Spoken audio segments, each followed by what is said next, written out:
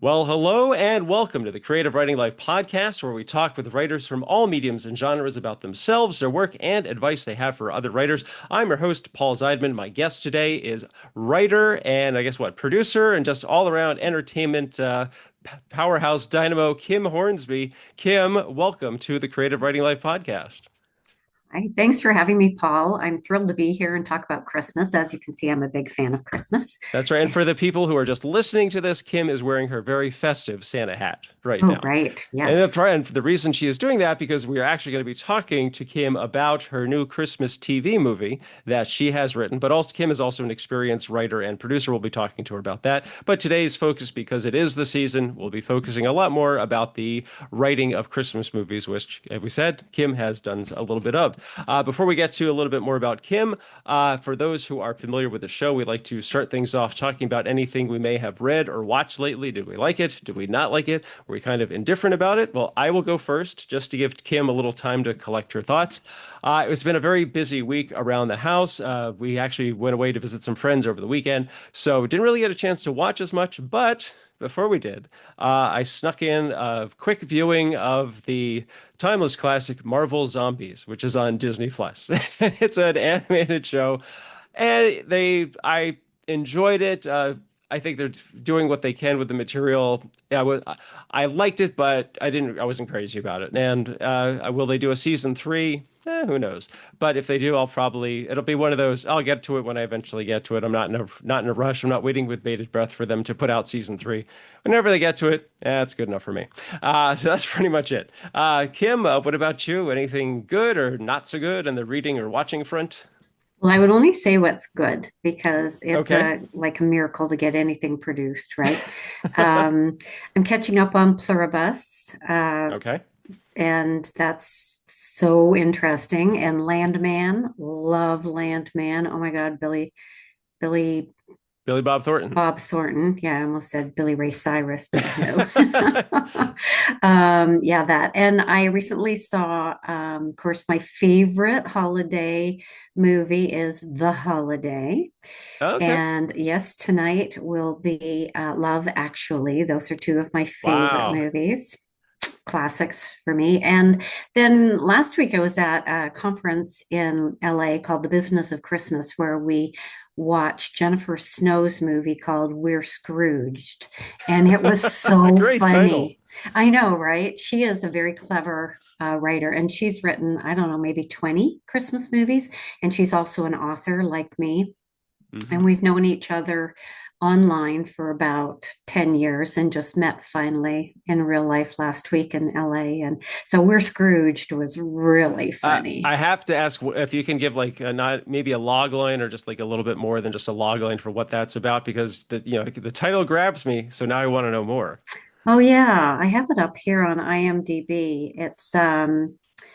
It's about a, let's see, a romance. High school sweethearts parted after college. She returned to the hometown, attend their 10-year high school reunion, but three ghosts visit them, and they get to see their relationship in the past, their relationship in the future, and what could have happened had they stayed together. Hmm. And it sounds dramatic, but it's actually really funny Okay. and I very was gonna. clever.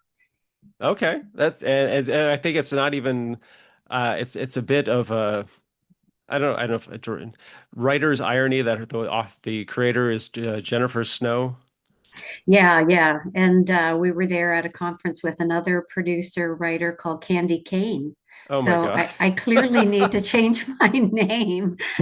Kim What? Hornsby is just not festive I was enough. gonna say Kim deck the halls Hornsby. It's a little long though.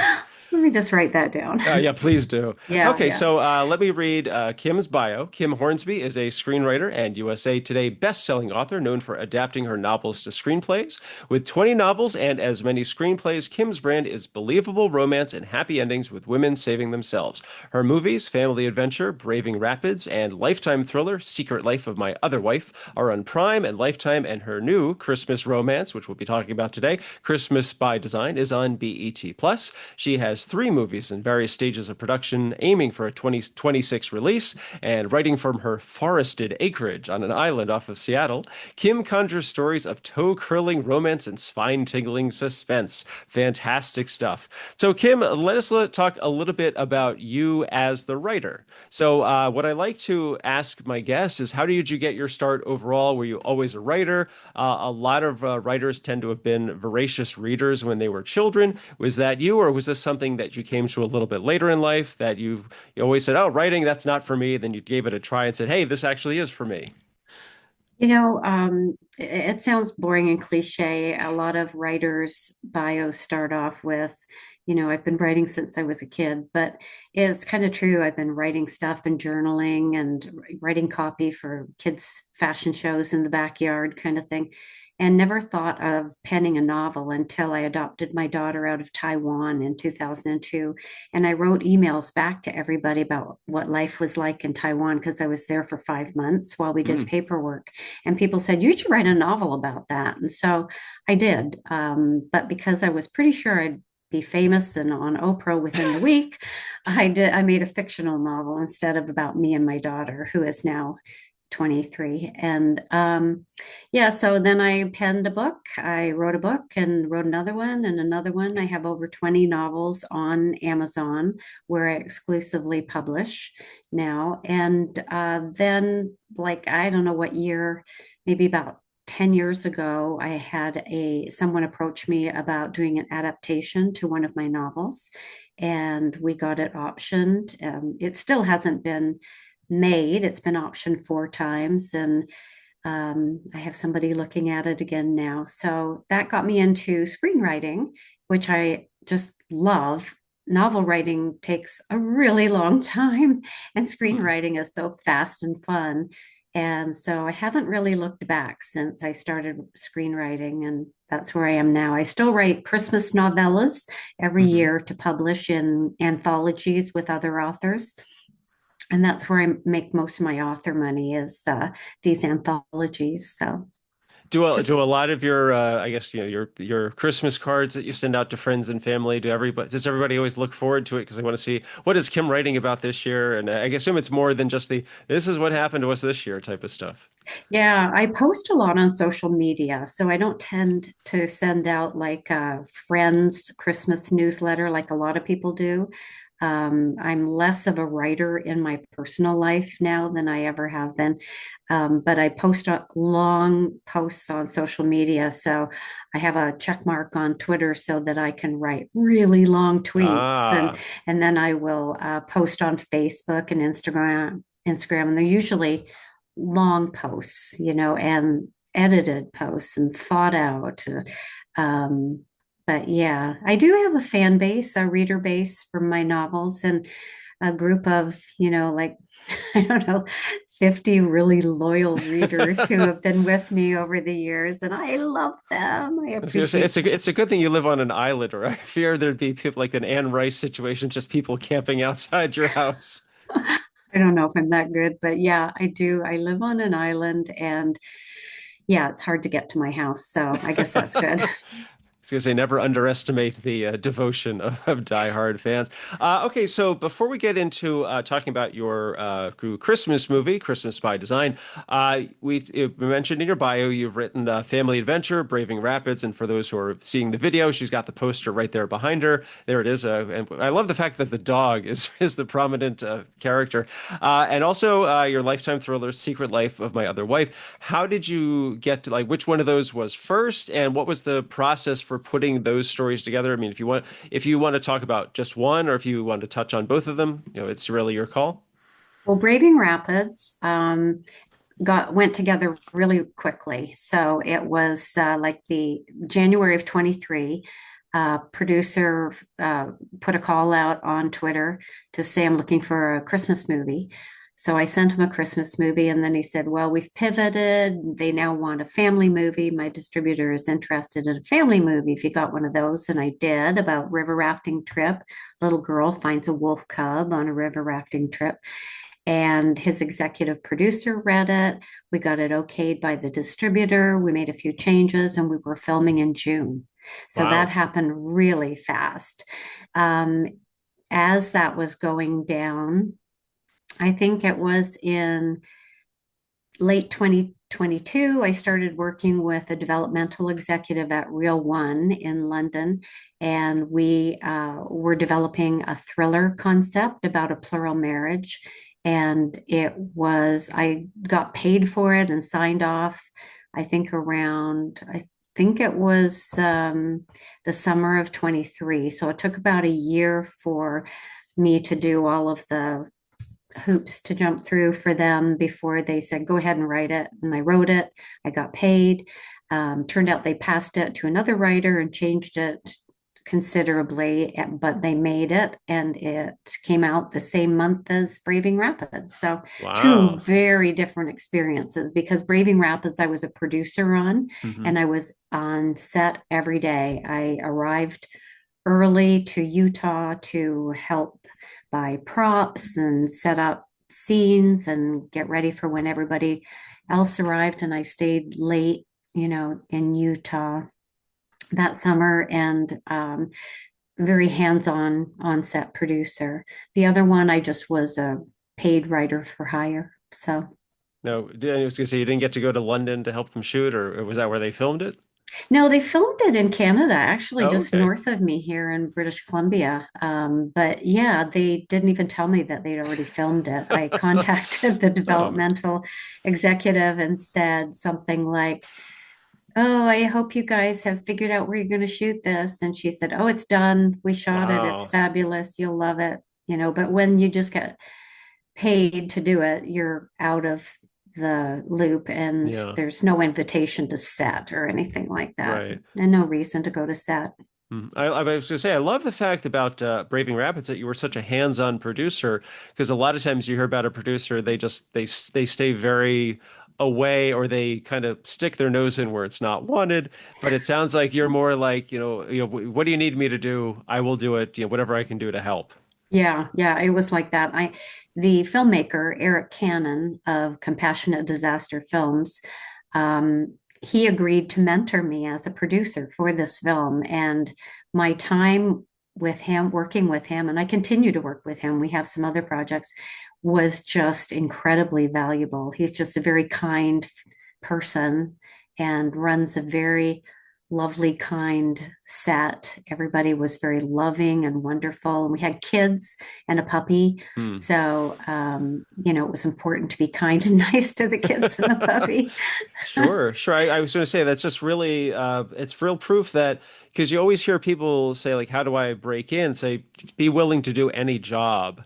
And it Yeah, sounds like, no matter what your title is, that if you're there and you're like, hey, you guys need an extra pair of hands, I'm your person.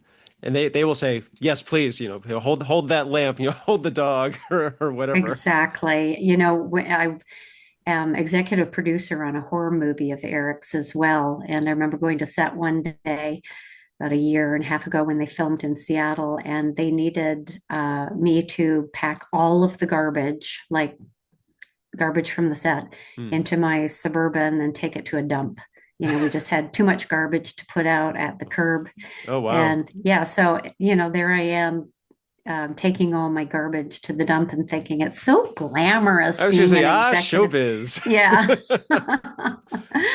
That's Yeah. great. Okay, so that's Braving Rapids and Secret Life of My Other Wife. So let's move on to what we're here to talk about today, which is your Christmas movie, Christmas by Design on BET Plus. So what is the story? So let's start with what was the inspiration for the story? Did you just think, yeah, as we were talking about before we started recording, there's all of these, tropes and cliches, and there's so many Christmas TV movies that come out every year, like 80, almost like 80 to 100 a year. It Yeah. seems like. So Mhm. what was the impetus for this story? Just were you watching, you saw all the different stories and you thought, what's something that's unique, or did you just think, this would be a really great story and it just happens to involve Christmas? Well, first of all, you don't want to be too unique because the channels that buy these movies or the producers that feed into the channels that buy these movies, they don't want unique. Like there's a definite template that you have to follow for Right. certain networks. So if you're going to Hallmark or Lifetime, you have to be very careful what you write. And that's why a lot of them look very similar because the tropes work and they want to stay with it. They'll say, "Oh, we just want something fresh," but really they Not too want something fresh. not too fresh. So this one was a little unique because I have someone I work with. Her name is Star Andreef, and she's a producer in Hollywood, and she got a mandate from Tony Braxton's team to say Hmm. that Tony wanted to do a Christmas movie. And so she and I developed this story together according to what Tony wanted. Um, City, high powered executive, someone with some panache and um, wore beautiful clothing and could be worthy of the Tony Braxton brand. And so we developed the story, and then I went to work writing it, and it was totally on spec. I didn't get paid to write it. We sent it to Tony, knowing it was exactly what she wanted. She passed. Wanted to go in a different direction, but then we had this story and a script that we had worked on polishing and getting it ready for Tony. And then I actually was on Ink Tip. Was that one of the Ink Tip is a site for screenwriters where you can list your screenplays, and they send out a Thursday email what like 5 or 6 producers this week are looking for. So I answered a gig mandate on Ink Tip magazine. They were looking for something that would be appropriate for BET, which is Black Entertainment Television. And so I had written it for Tony, and there were references to Rosa Parks and being a Black woman in an entrepreneurial world. And so I sent it to him. He loved it. And again, he filmed it immediately. Like Wow. this was February, bought it in March and filmed it in April. And then BET Plus, I guess, had made a commitment at that point to air it for their 2025 slate. So I actually didn't know that it was airing, but I found out on Twitter. Somebody said, hey, look, your movie's on Thursday." So you sent in the script and the producer took it and then they made it and that was the extent of your involvement. They didn't, bring you in for like polishes or rewrites on set type of thing. No, they sent it on at that point, and he's a lovely producer. I'd work with him in a heartbeat again. They sent it on to the director, who's also a writer for what they call an authenticity pass. And Hmm. when you write out of your gender or your race or culture, it's always a good idea. So Patricia Cuffy Jones, who was the director attached, she did a fabulous, more than an authenticity pass. She actually did some rewriting on it, switched around some scenes, wrote in some slang that even I didn't know what that meant, but it sounded funny, you know. So instead of my kind of white bread way of saying things, she put a fun spin on it and turned out a really fun script. And the Hello. movie turned out great. There's Okay. Bob. Hey, okay. Well, okay. So I'm gonna preface this by saying this was going to be a two guest show, and one of our guests something may have slipped his mind a little bit. Uh, It not only slipped my mind, but we were dealing with doctors with my wife who has pneumonia. oh God, I was worried Oh, it was a medical thing.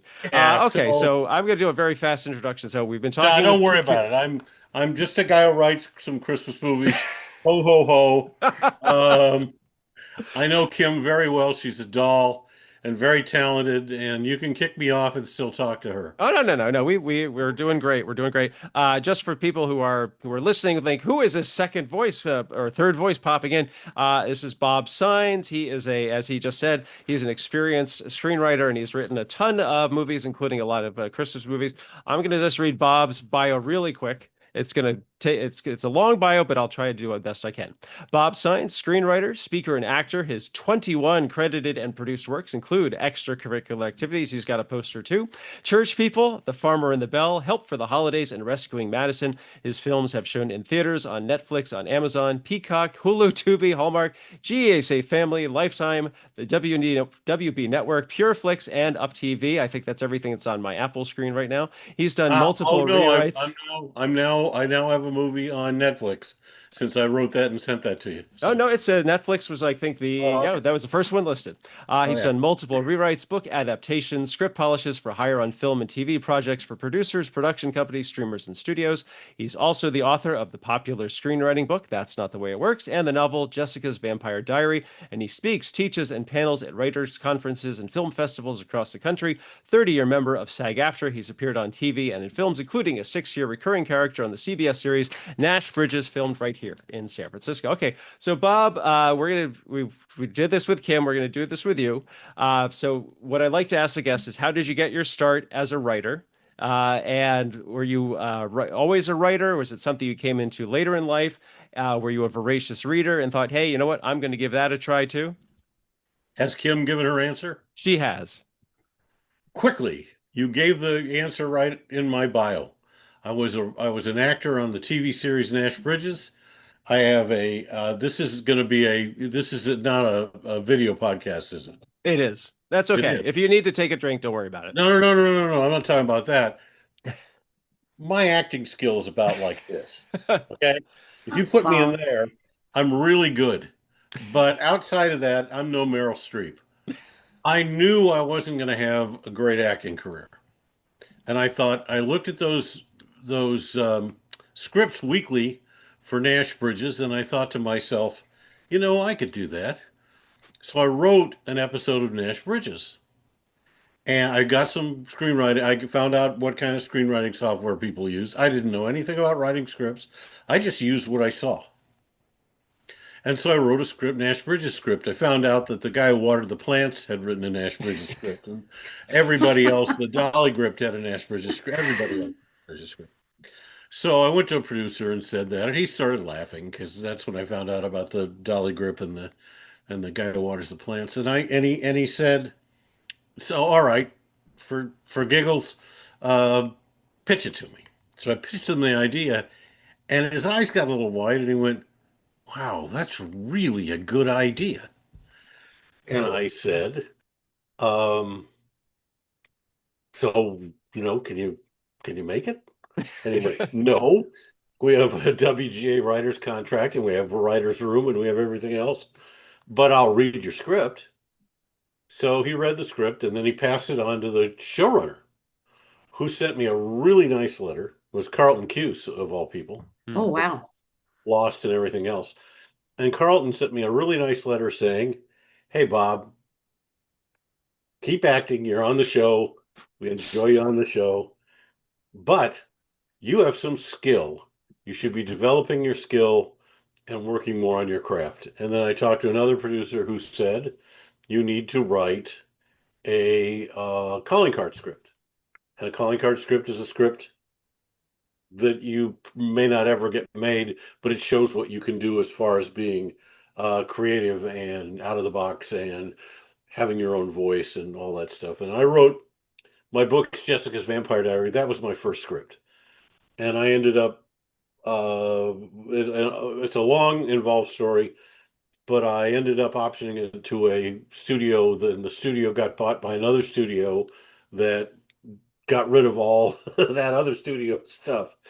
And I ended up getting it back and I never went anywhere. And then I wrote my calling card script, which is right back behind me, extracurricular activities. And it opened every door in Hollywood for me. It's the anti-Hallmark film, and it got me my first Hallmark job. Because the producer at who was doing some Hallmark movies read it and said, "We love the way you write. Do you think you could write something that isn't quite so R-rated and violent and and do some homework work?" And I said, "I don't see why not." And it started a long relationship with me writing Christmas movies for people and romantic comedies for people.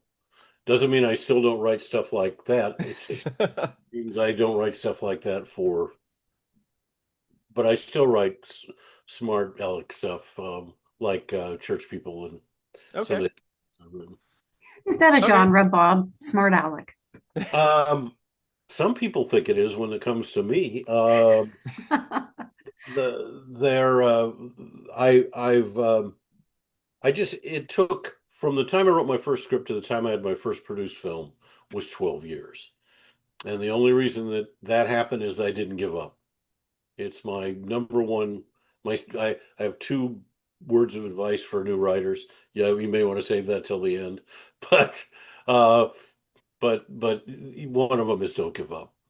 Um, and so I didn't, and I've ended up with a really nice career. I'm still working. I'm still getting stuff made, and I've still got right now a half a dozen projects floating around out there in some version of moving forward. They could all die on the vine and be nothing, or they could all come together and I could, that's not going to happen. But Okay. Okay. So, Bob, before you joined us, we were talking with Kim about her new Christmas movie, Christmas by Design, and she was talking about like what the story was behind it, like how she came up with the story and how she developed it. Uh, I would love to hear about that for you, but since you have so many to choose from, is there one that you're especially proud of that you could kind of give like a little bit about the background of it, like how you came up with the story, how you developed it, and the process of getting it onto, I guess, TV. well, a producer said to me, "Do you have something?" And I had an idea, and we kind of developed the idea. But it's called the Christmas Yule Blog, and it was on Lifetime, and now it's on Amazon, and anybody can watch it. And hopefully you will. It's a couple of years old, and it was different. I wrote something to be different, and the Lifetime people loved it because it was different. It was my last name is Saenz, pronounced Signs. I'm Cuban. I'm half Cuban and half Scottish. I'm Cubish, and and I wanted to do something that honored my Cuban grandmother's Christmases that we had. We had when I was a little kid. We had these really fun, and I thought they were just normal Christmases of stuff that we did, and it wasn't. It was a lot of Hispanic and Cuban traditions that a lot of other people didn't do. So I took all those things and I put them into a movie. It's about a woman who goes to New Mexico and meets a guy, and he's does all these things with his family at Christmas, and she learns all about him, and changes her life. And it's a cute, funny movie. It got great reviews. It got There was an article last year that said, here are the best movies, Christmas movies based in the 50 states. And when we got to New Mexico, Christmas Yule Blog was that movie. Now, it may be the only one based in New Mexico, but if it's not, that's a pretty cool thing. That is a great thing. So Uh, that was a really fun one, and it was all mine. I'm the only writer on the screen. I'm the only writer that dealt with it. All my other Christmas movies are were developed in house, or they were scripts that they bought from other people that I totally eviscerated and rebuilt from the bottom up. So okay, That's that's kind of what we were talking about when you arrived, was that the director of my Christmas movie did like more than an authenticity pass. She did a little rewrite and made it really better. Sometimes that doesn't happen, but it did with I this can one. guarantee you that doesn't happen. Yeah. I've, I've had a director rewrite a script that I wrote that got on screen with my name as the writer, and there's not a single word I wrote that got on screen, not one. And do I hate it? Pretty much. Yeah. But there's a great lesson to be learned. Yeah. After that movie came out, I got a handwritten note from my cousin in LA who said, and I quote, "This was your best one yet."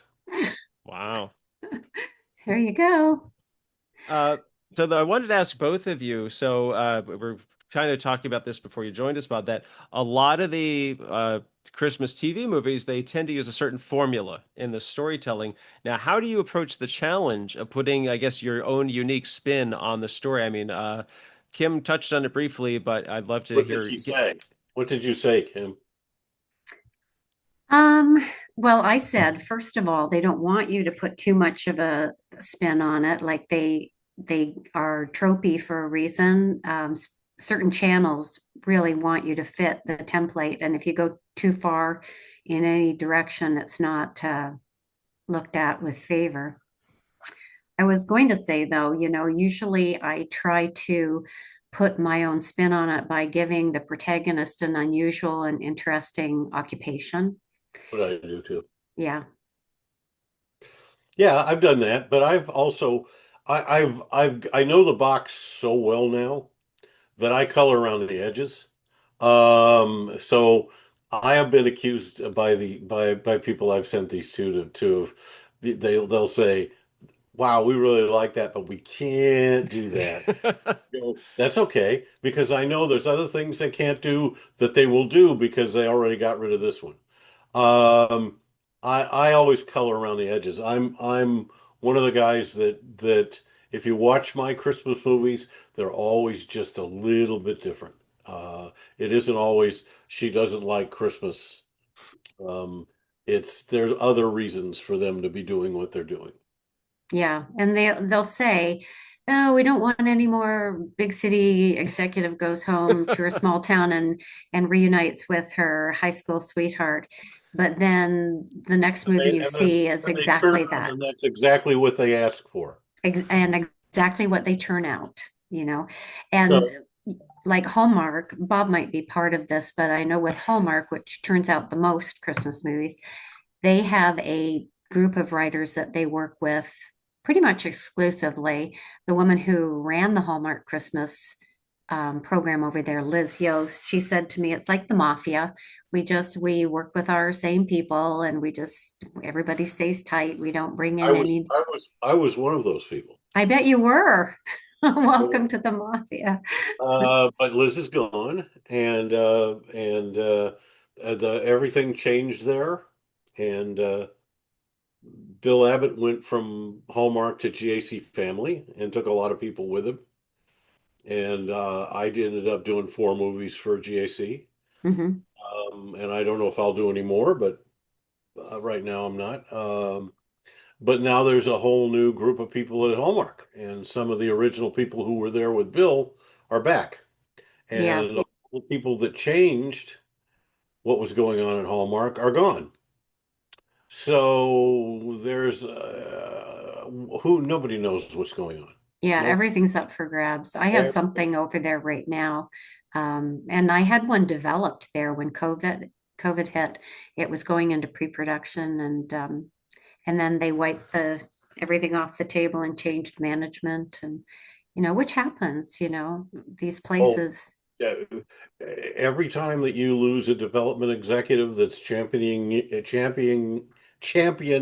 your work goes away, and you And they just don't even want to see any of your new work either. It's like, nope. yeah, we want to start with our own people. We want to start fresh. So, I have my own favorite writers. That's what they'll say, and you just go, okay.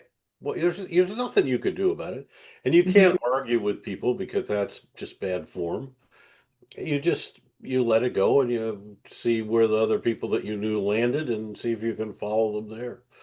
All the people I knew at Lifetime are no longer there. All the people that I knew at Hallmark are no longer there. Although the new boss there is somebody I know and like.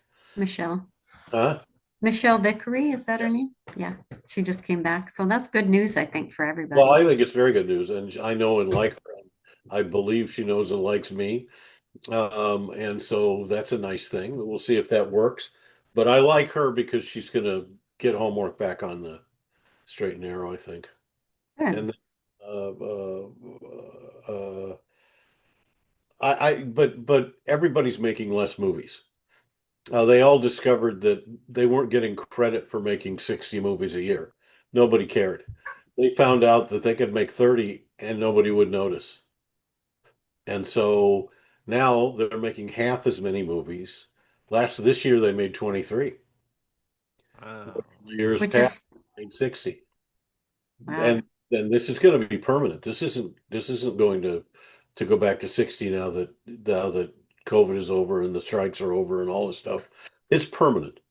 the great shrinking of the industry that took place is still taking place, and it is not going to go away.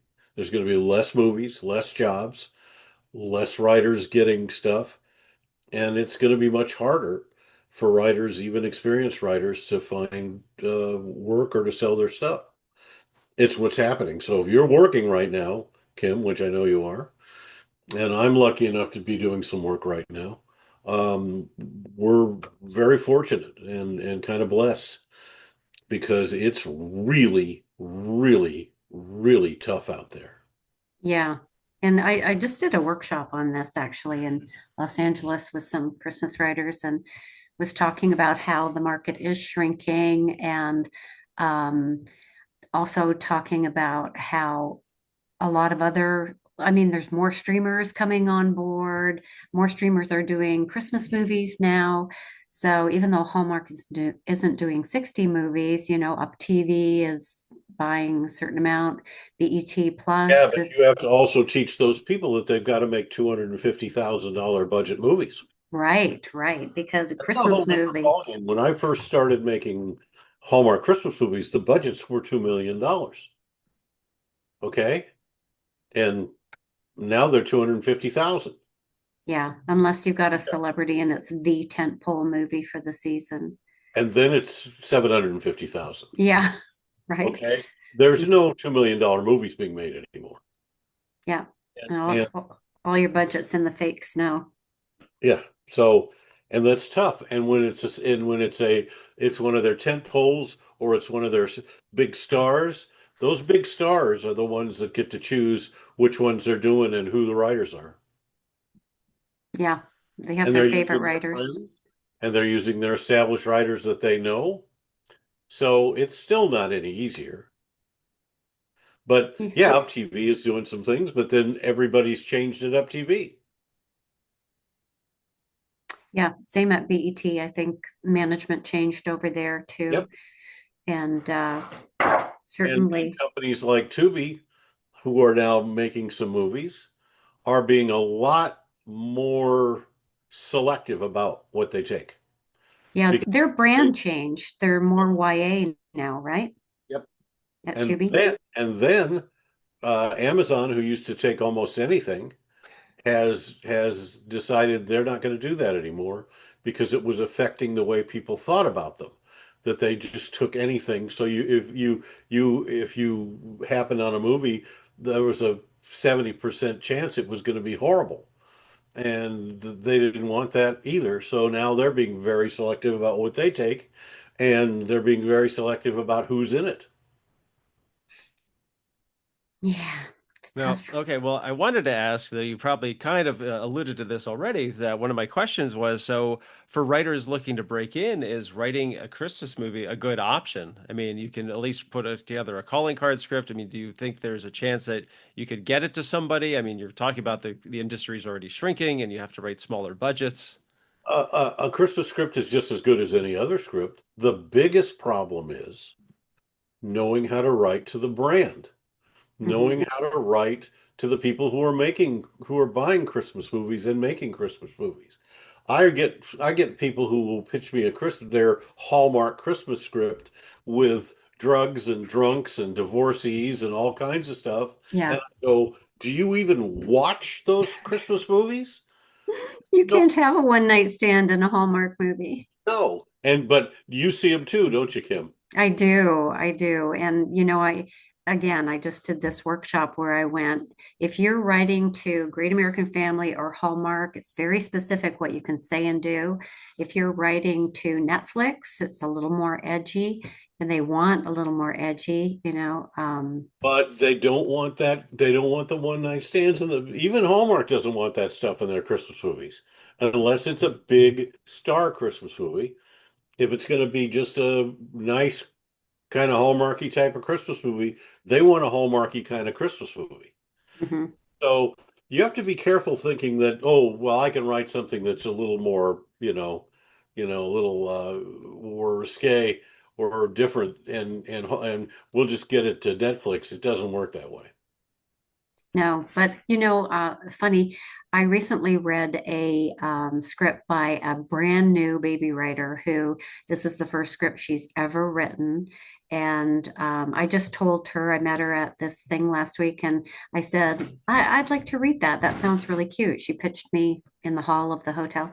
And, if I thought I could get it to somebody, I would. It was darling, and it had enough of a hook to it that I felt like somebody should make this.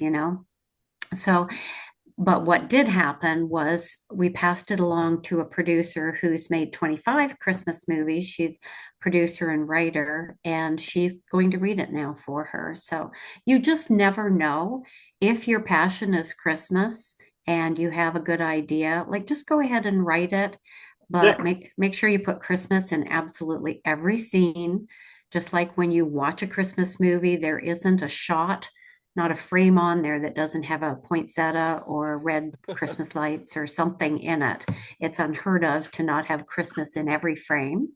So just make sure Christmas is one of your characters, not just, oh, it happens to be happening at Christmas time. Right, Bob? Like Die Hard. Uh, Yeah, let's have that discussion. um, uh, well, no, you're not going to have that discussion. It's a Christmas movie, but I think that that you're right. I think that and you can write a good Chris, you can have a really good hook and have something that's really cute that they might like, but the way they operate too is if it isn't up to what their standards are as far as the writing goes and the storytelling goes, they'll buy a good idea. They'll just hire somebody like me or Kim to rewrite it. And rewrite it. Yeah, I'm sure this would get rewritten. And I said that to the writer too. You won't be the only writer on it. You'll be the first writer. But, Your cat's gonna knock over your little tree there behind you. Charlie, that's okay. He can do anything he wants. But yeah, you'll often get your story rewritten, but you get it out there. You get a credit on IMDb. You're a Yeah. writer. Yeah, So I actually wanted to address this one to Bob since he's written a few more Christmas movies. You kind of like you know what the formula is for the story and you put it together. So is there a lot of back and forth with the producers? Like they say, this has to be ramped up or dial this back, or we want Oh this yeah, of course. character It's called emphasized. the more they like your script, the more people are going to put their fingers on it. Okay. The more your script gets good traction at a production company, the more people are going to want to put their fingers on it. So when it shows, they can say, "Oh, that was my idea." Okay. So yeah, you get notes. You get 4, 5, 6 pages of single space notes. Yeah. you want that. It means you're Yeah. in. Yeah, it means you're doing something. My favorite was I was working on a script called The Miss Christmas Pageant. And the first note on the first page was after I had done one rewrite for him. Get rid of the pageant. I was going to say, does it have to be a pageant? No, it was get rid of the pageant Oh boy. and think of something else. And I guess they had gotten another script that had a Christmas pageant in it that they liked, and they didn't want to have to compete. So these are the kinds of things that happen. Or I did another movie where the mother, uh, the grandmother dies in the first act, and did a couple of rewrites, and then we get to another rewrite, and I get a call from the producer and says, "Grandma can't die till the middle of second act. Figure it out." And I said, "Why?" And they said at the time, this was a few years ago, they said, "We got Marion Ross to play the grandmother, and she needs to be in it more." Hmm. Yeah. And the reason for now, there was no story reason, there was no logical reason. The only reason was we got a recognizable face and a really good actress, and we wanted her to. And in order for us to get her, we have to beef up the part. So guess what? That's what you got to do. So I have to change the story and make her stay alive for till the middle of the second act. I did it, and it works, and it got made, and she was wonderful. But that's the kind of thing that happens all the time. You just learn to live with it, you know? It's just like people who follow the people who say, "Do you struggle over the names of your characters?" And my answer is always, "No, I just make them up." And they wonder why, because half of them are going to get changed. Yeah. Don't be Okay? precious. You, Yeah. you struggle over the title of your movie. No. Why?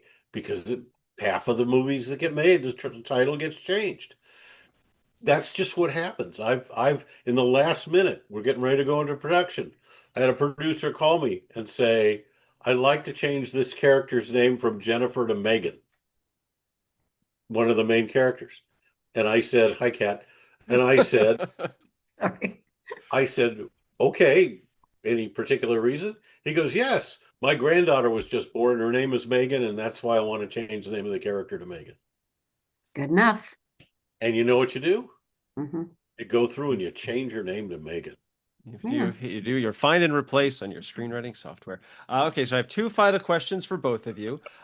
First one is, what is there a Christmas movie written by somebody else that you were not involved with that really resonated with you? Excuse me, that you thought it was just really well done. You thought it was really funny. You just thought it was like this is a great unique take on a standard trope. I mean, what have you? I would love to hear like what really what like it planted its foot in Kim and Bob's memories.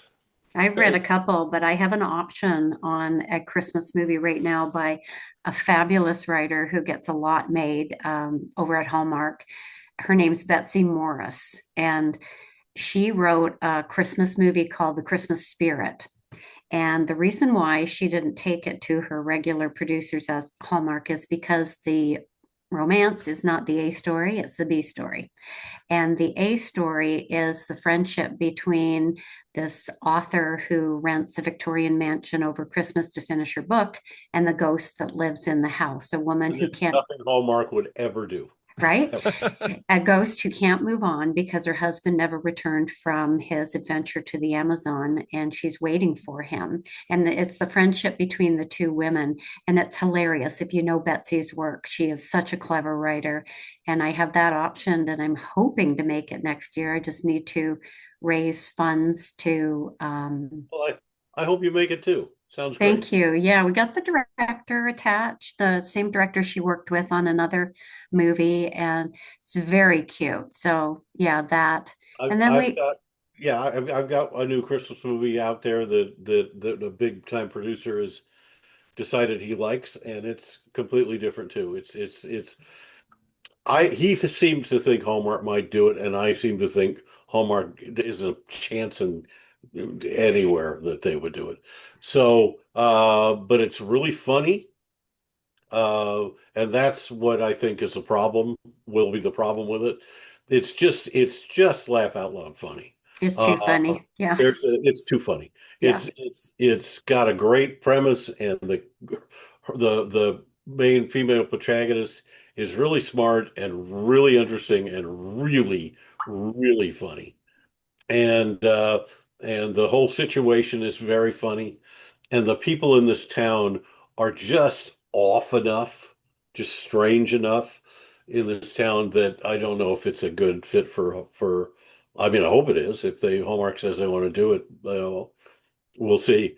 But he's in love with it, and we'll see if it goes someplace. But it's a very cute movie, and I've got another one that is inspired by a place I visited that I'm working on that I think is pretty funny, and we'll see. I've got a good hook to it. We'll see what that happens there. So, well, it's all yeah. it's I read a script by someone we know on social media, Taylor Coriel, I think. Coriel. She's an actress and also a really good writer. And she has a Christmas script that's set in the theater world.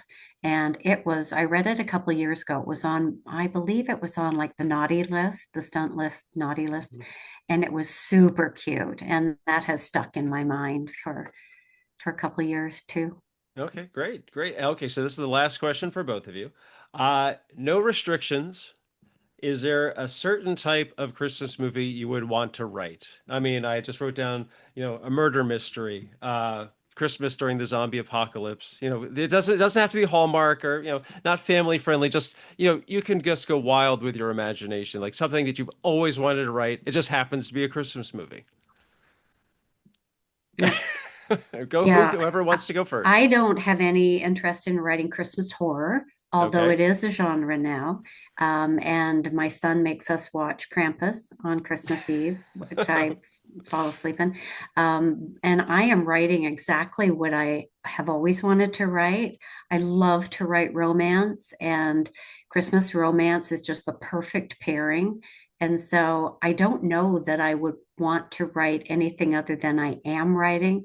But I love the kind of ensemble pieces, like we talked earlier about Love Actually Mhm. and The Holiday, Oh yeah. where you might not have, well, you kind of have one main person, but you have such a group of stories intertwining, and everybody, like in Love Actually, how they all know each other and have And some interaction.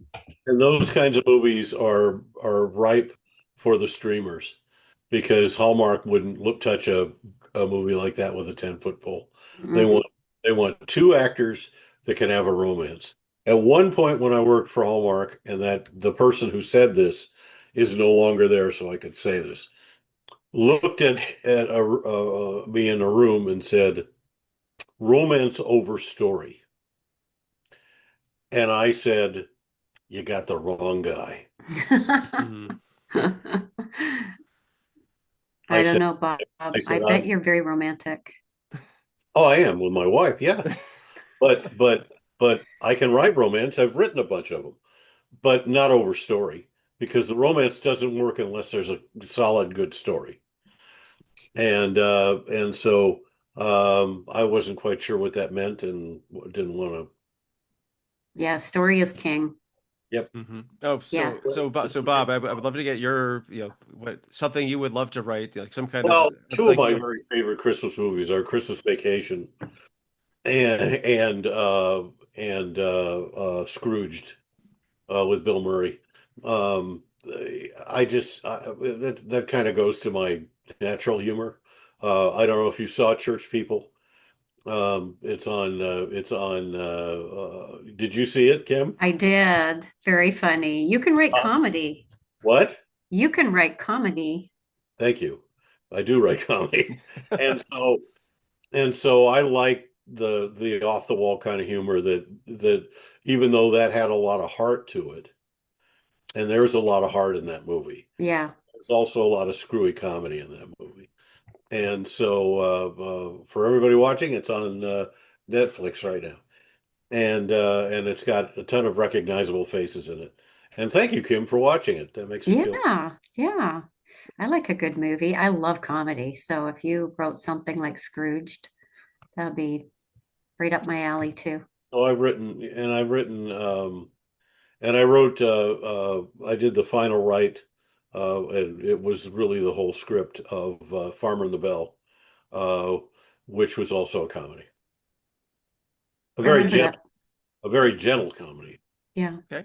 Okay. Well, the one of the things I'd like to ask guests, where can people find your work? I mean, do you each have a website? Feel free to give the URL for that.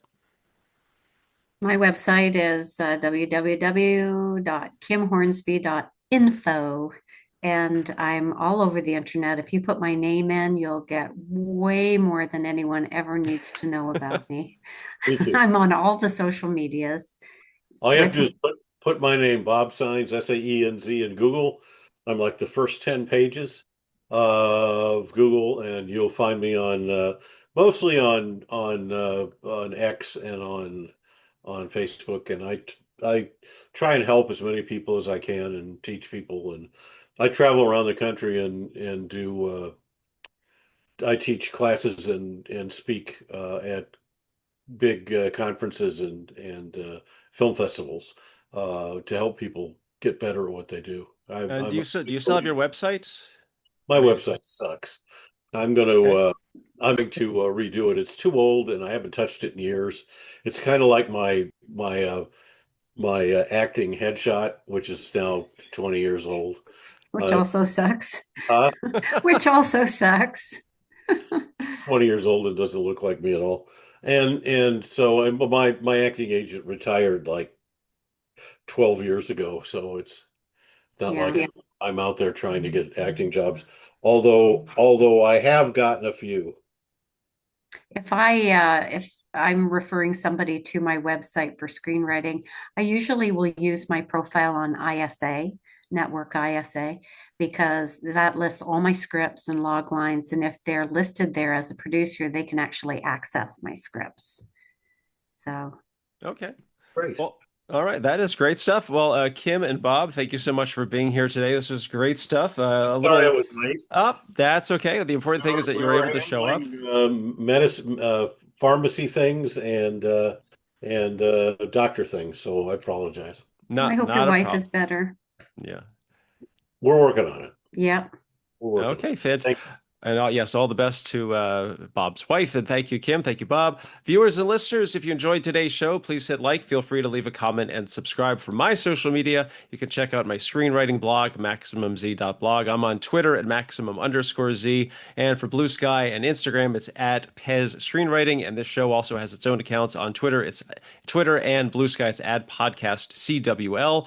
You can also check out my Go Ahead and Ask books on Amazon, the ones about screenwriting and pie. Like I said, that's Kim and Bob. I'm Paul. This has been the Creative Writing Life podcast. Thanks for listening. Stay safe, stay healthy, happy holidays, and most importantly, go write something.